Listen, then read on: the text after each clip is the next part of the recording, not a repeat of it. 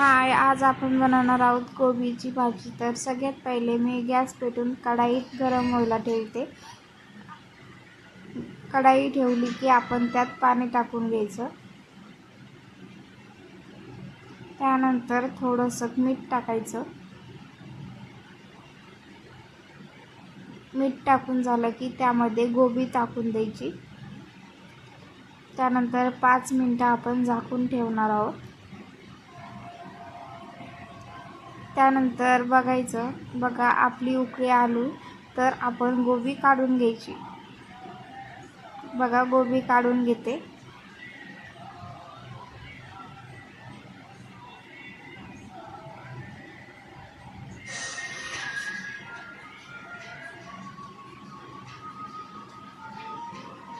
बघा गोबी काढून झाली आपली।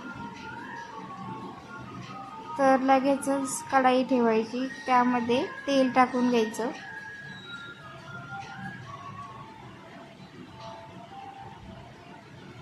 त्यात थोडेसे जिरे टाकायचे। मग लगेचच कांदा टाकून घ्यायचा। कांदा पण चांगला परतून घ्यायचा, ब्राऊन कलर येईपर्यंत। बघा कांदा परतून झालाय, लगेच आपण लसूण पेस्ट टाकायची। ती पण चांगली त्यात मिक्स करून घ्यायची।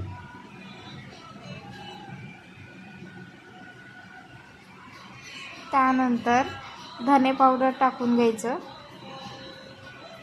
2 चम्मच टाकलेत। त्यानंतर लाल मिरची टाकून घ्यायची 2 चम्मच। त्यानंतर कांदा मसाला पण टाकायचा।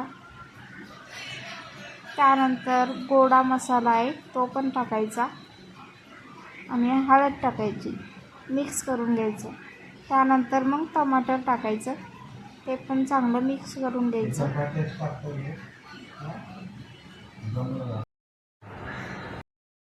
बघा मिक्स करून झालं की त्यामध्ये थोडंसं पाणी टाकायचं। बघा मिक्स करून घ्यायचं। त्यानंतर त्यामध्ये गोबी टाकून घ्यायची। बघा ती पण चांगली मिक्स करून घ्यायची।